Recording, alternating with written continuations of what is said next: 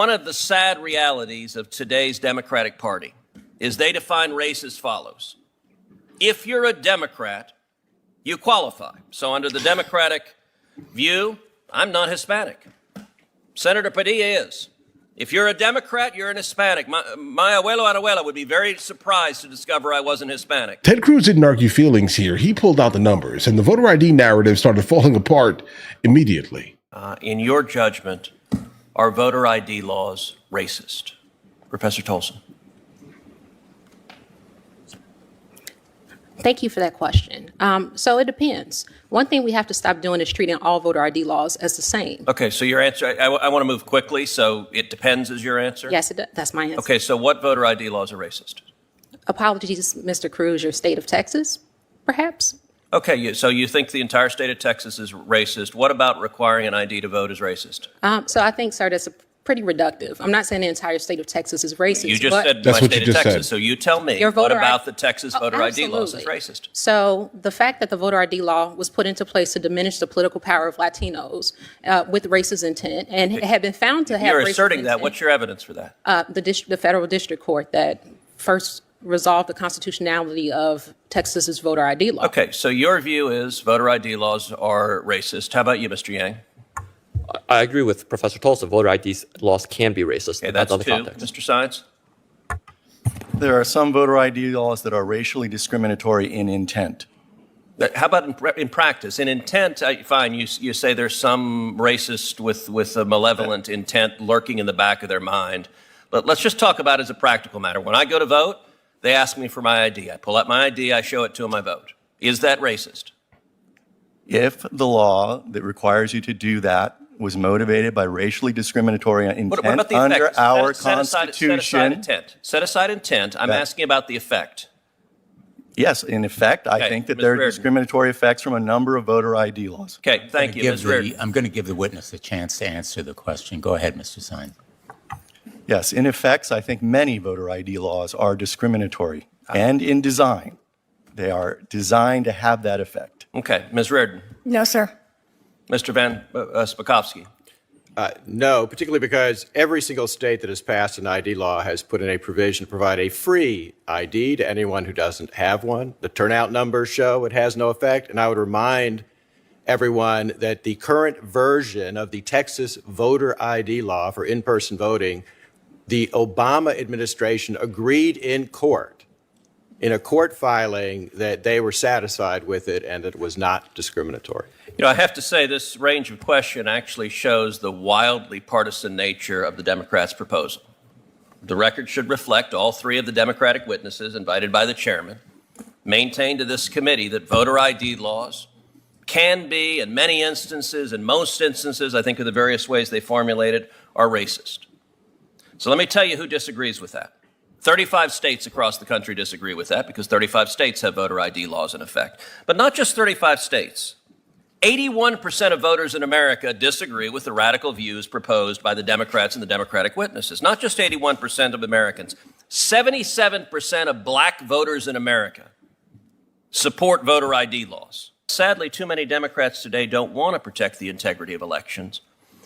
And I've got to say there is a view, particularly from Northeastern Democrats, that they look down on the rest of the country as a bunch of heathens of sorts. Bigots and overalls. They're Southern cousins who are too oafish to be as enlightened as they are.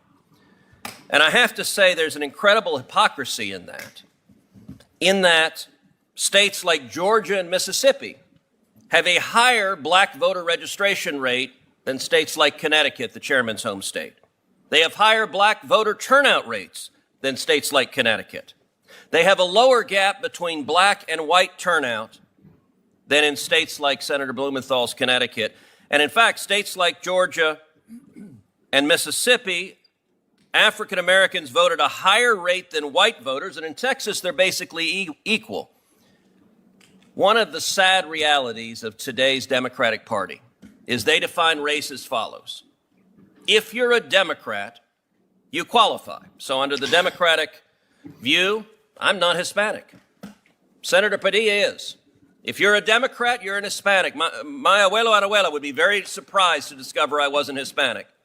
That's But valid. that's how Democrat views it. That's valid. That's Super how valid. the radicals in the civil rights division view it. And I will point out as an example, this committee, one new federal district judge in the state of Texas, Jason Pulliam, is an African-American judge nominated by President Trump, sat at this table, presented superbly. The Democrats had no criticism, and every single Democrat on this committee voted against him. Why? Oh, we know Because why. they perceived him as a black Republican. He didn't Right. qualify as a black man. And I actually asked, as the Democrats were voting against Judge Pulliam, do you have one basis to vote against him? Anything you disagree with? None of them had any single answer at all. Oh, guys, we're going to have a whole conversation about that.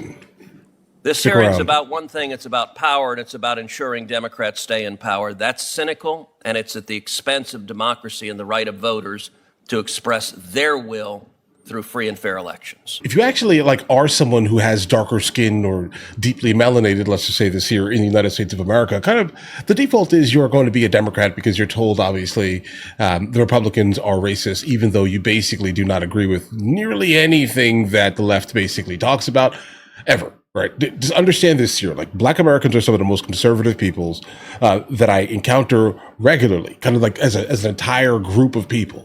OK, but there's some type of messaging that has been put out that has immediately said, if you are not Democrat, then you are a bad person kind of by default. And if you are, in fact, the absolute elusive here, OK, Black Republican, then you are enemy number one, guys. Oh yeah, bro, you lose your blackness immediately. Listen, guys, a couple of years ago, someone sent me this card here. I want you to know this here, right? So basically, I am no longer black, apparently, to the person who had sent this to my P.O. box. I'm a sellout. I'm all types of things because of what? Bro, I'm black. I don't understand what you mean here, guys, right? What Ted Cruz just said here is Republicans will absolutely acknowledge your existence, okay? As long as you are a quote unquote, let's say, minority in the United States of America here, all right? And you side with them by all means here. And what he said, all the Democrats basically voted against him for one reason specifically is that he was a black man. Of course they did. Bro, he is no longer black, bro. It's like a black American, okay? That can trace their ancestors a couple of hundred years in the United States of America, going back to the kingdom of Dahomey, modern day Togo, Benin, Nigeria, that region right there. Okay, they have a name for us if we go back here. They call us Akata. Right, that means cotton picker, bro. All right, they will not acknowledge our existence, even though we are kind of genetically kind of them. They call us white. Right? They absolutely disregard anything, and we are always going to be an other, an outsider, etc. So I would correlate being a black Republican to being a black American going to West Africa right now. Go in 2026. Have a good time, guys. I dare you, okay? Because they want. Oh, let me not get into that here. But just understand, bro. All right. These are basically the same arguments here. Let's get into the idea of voter ID here. You need an ID for nearly everything. There's a content creator that basically goes around and looks for people that are kind of anti the idea of voter IDs. And he does ridiculous, stupid troll things, let's say this here, inside of the stores of the people. Okay. And he says, hey, listen, I'm a police officer, whatever. So he sets it up like this here. Okay.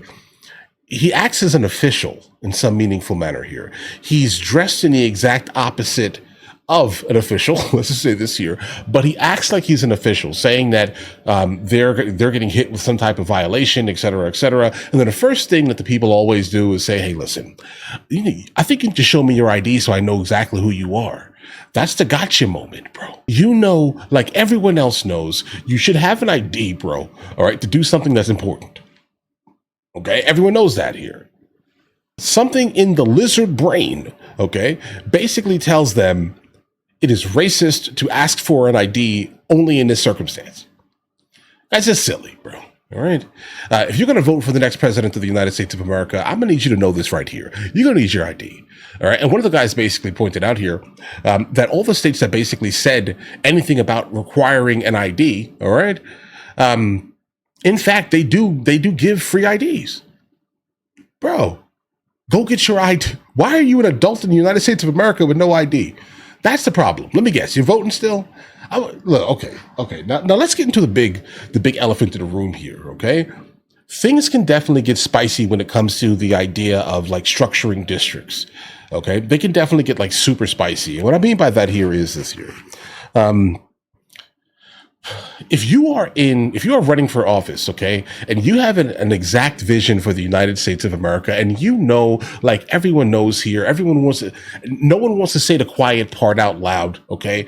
But just understand this here. If you are in office and you have an idea, a vision for the United States of America, and that vision is a cohesive plan here, not racially based, etc., but just a plan to push the United States of America forward. That's the person you are here, okay? And you know specifically that area, that neighborhood right over there, okay, is full of legitimate crime. I don't care who's in it, all right? Understand this here. That area over there is full of legitimate like crime and just straight debauchery, fatherless households, right? Are running rampant in a specific area. And this has nothing to do with the idea of the color of someone's skin because, bro, this happens in trailer parks, my boy. All right. Yeah. Okay. It's more of a class thing in the United States of America, more so than color, because if you are stuck in the idea still right now in 2026 that it is the color of your skin rather than how you proceed to act in public, okay? Your overall set of morals, okay? Your tax bracket. Matter of fact, let's put the tax bracket first because that's really what it comes down to, bro. It's class, all right? It is purely whatever class level you are moving around in. It is a car you drive up in. This is the system that we are in here, all right? This is how you conduct yourself in public. These are all of these things here. That's what I personally have experienced more so in the United States of America. It is purely about class, bro. Like I'm not allowed in any room that I'm in. Does that make any sense here, guys? And I'm in some interesting rooms sometimes. Not no Diddy party rooms. Not those rooms. I'm not. No, thank you. It is only about how you conduct yourself in public. That's it, bro. It is how you conduct yourself. And now, if that area is full of like, you know, the absolute not really conducive, not like America first, forward type of, you know, the people voting in a terrible way, bro, I'm gonna be honest. I've said numerous times in these videos, never put me in office. All right. If you put me in office, I'm going straight for like areas. I'm sending troops into some places, my guys. Oh, you voting? No more votes for you, bro. You're voting terribly. I'm in the camp of saying this here. I'm not sure you should be voting if you are specifically not someone who either owns land, okay, or you're willing to basically sign up for a draft or something. You need to do something for the United States of America, not consistently be a draw. All right. Because the problem is like the same reason why, guys, think about this here. Think about it like this here. Think about this for a second. Let me just break it down to the base elements here. If you allow felons to vote, they end up voting for the exact thing that made them a felon in the first place. If that makes any sense here. They want to make it so the felony in itself is no longer a thing. So let's not allow people who are felons to vote here. Okay? Now, why I bring this up here is this here. Why are we allowing people that have no stake in the United States of America, none, all they like generally nothing but a draw on society. They are engaging 100% consistently lifelong entitlement programs. They will never legitimately get to the point where they're actually paying taxes and not receiving refunds. Okay. They own no businesses, guys. There's no land here. They don't own any land. They own zero stock of the United States of America, and you're allowing them to vote. And what ends up happening here, guys? They're voting for more entitlements, guys. More entitlements. So that means that the people who, unfortunately, pay the lion's share of taxes in the United States of America, who really don't receive anything other than roads, guys, and like some public stuff that most of the people who I know that actually pay taxes, their kids aren't even in public school. Right? So, guys, okay, what am I trying to say here? Take their vote. But guys, either way, this is super long-winded. Listen, you guys all have an absolutely amazing day. Enjoy your day thoroughly. If you guys are new here, please like and subscribe. And in the meantime, guys, I'll go and catch you guys later.